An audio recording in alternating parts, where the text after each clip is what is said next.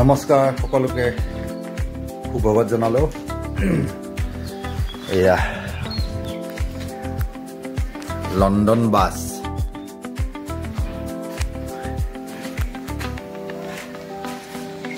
London bus চাওক কলিপৰীয়া বহুমুখী কন্যকা পামৰ সৰু সৰু শিশু উদ্যানৰ শিশুসমূহক ফুৰাবলৈ নিবলৈ লণ্ডন বাছ আছে। সেইখন শিশু উদ্যান আহকচোন আজি আপোনালোকক লৈ যাওঁ এই টমটমত। মই এতিয়া উঠি গাখীৰ আনোগৈ, গাখীৰৰ ডাব্বা এতিয়া টমটমত চাবি অন কৰিলোঁ। ব'লক আপোনালোকক বৰ ধুনীয়া গোহালি এটা আছে দেখাম। বহুত গৰু আছে। মন কৰিলেই চন, বাকৰি মাটিতে ধন। মন কৰিলে কি নহয়, বহুত মনটোৰ ওপৰতে কথা, বহুত কিবা কিবি। এয়া কন্যকাত চাফাই অভিযান, স্বচ্ছ ভাৰত অভিযান, নগৰাঞ্চল অসম। বাৰু যি নহওক,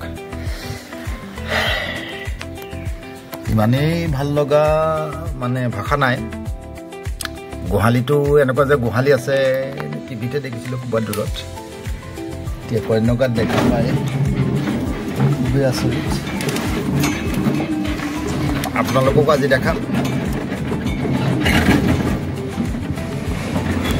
এয়া সকলো ব্যস্ত। কন্যকাত অগণন ফিচাৰী, 350ৰো অধিক কন্যকাত। ঔৱাহ গৰু গোহালি, তালৈ আপোনালোকক লৈ যাওঁ।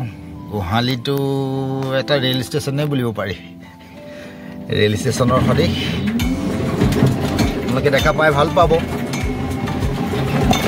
নদুৱাৰ সমষ্টিৰ বিধায়ক পদ্ম হাজৰিকা, মাননীয় পদ্ম হাজৰিকা ছাৰৰ আচৰিত যি কৰ্ম সংস্কৃতিৰ মনোবল, তাক দেখিলে আচৰিত লাগে।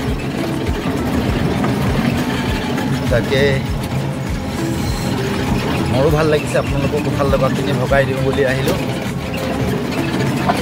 এয়া কৰ্মচাৰী ৰ'দত বহি গৈছে কাম কৰিবলৈ। আৰু যি নহওক, গোটেই নদী, ভৰলী নদী এৰা এয়া বালিচৰ ভৰলী নদী এয়া ফিচাৰী বহুতে আছে। ভৰলী নদীয়ে এৰি দিয়া নাছিলে অৱশ্যে, এৰুৱাবলৈ বাধ্য কৰালে, গাইড বান্ধি দিলে। এয়া মোৰ পৰিচৰ্যাতে আছে। এয়া নেমু বাগান আৰু এয়া মালভোগ কল। যি নহওক, এতিয়া অকণমান অপেক্ষা কৰা আৰম্ভ কৰিলোঁ। এয়া কন্যকা গোশালা, বিনামূলীয়াত প্ৰৱেশ নিষেধ। বাৰু যি নহওক, এয়া পাৰৰ গৃহ, সেয়া ধুনীয়াকৈ মুক্ত মনে, ইয়াত কোনো পাৰ মাৰি খোৱা বা চৰাই মৰা সেইটো অপৰাধ। ইয়াত চৰাই চিৰিকটি বহু ধৰণৰ প্ৰজাতিৰ আছে চৰাই ইয়াত। পুখুৰীসমূহত পাৰ সজা।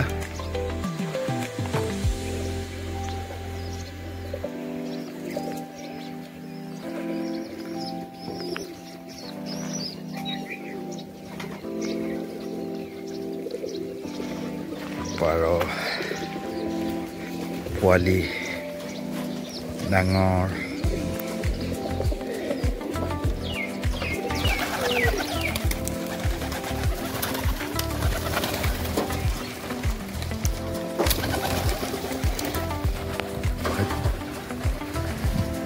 ইয়াত ষ্টাফ থাকে, কৰ্মচাৰী। এয়া এজন আছে, এতিয়া আপোনালোকক দেখাইছোঁ নেকি আগতে। বাৰু যি নহওক,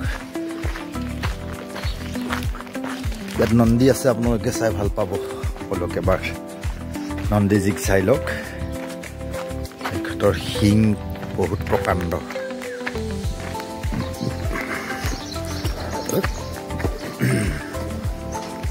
ভয় লাগে অকণমান। এয়া নন্দী আছে, আমাৰ অসমৰ নহয়, বাহিৰৰ পৰা আমি। নন্দীজী বাৰজি নহওক, এয়া ৰেল ষ্টেচন সদৃশ বহুত উধৰ পৰা মুধলৈ দেখিছে। আচৰিত খুবেই। এয়া কন্যাকাৰে আমাৰ সক্ৰিয় সদস্য মইনাদা।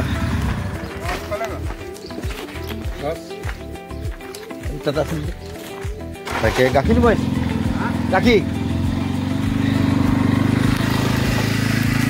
আকৌ গাখীৰৰ গাড়ীত উঠোঁ, গাখীৰ লওঁগৈ।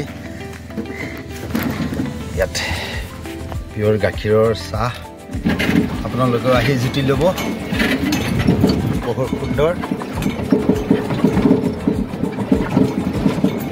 ৰেল ষ্টেচন এই এটা সৰু সুৰা মানে প্ৰকাণ্ড, কি ক'ম আপোনালোকক। উধৰ পৰা মুধলৈ চব ৰেল ষ্টেচন গোহালি। এতিয়া আমাৰ অসমত যি বহি আছে, গাখীৰ আনি এতিয়া ৰৈছে, নামিলোহি। সেয়া ৰ'ব, গাখীৰখিনি লৈ ৰেষ্টুৰেণ্টত দিব। এয়া আমাৰ মেইনটেনেঞ্চ কৰা সোমনাথজী, তেখেত আপোনাৰ শুভ নামটো কওকচোন। মোৰ নাম সোমনাথ ছেত্ৰী। সোমনাথ ছেত্ৰী, হয়। তেখেত মানে বেছি কোৱা হ'ব চাগে, কিন্তু ডক্টৰ এই গৰু বিভাগত মানে আছে এখেত। ইমান সুন্দৰ পৰিচৰ্যা, মানে কি ক'ম, খুবেই ভাল লগা।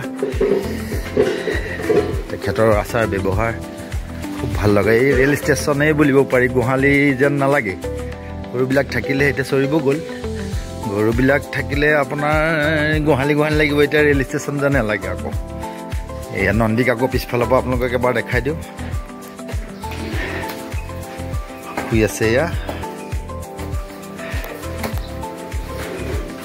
নন্দীজী, শিঙৰ ওচৰত পালে নথব চাগে, আজি নহওক। এতিয়া গাখীৰ 15 লিটাৰ বুলি কৈছে। গাখীৰ 15 লিটাৰ শেষ হ'লে আকৌ আহিব লাগিব।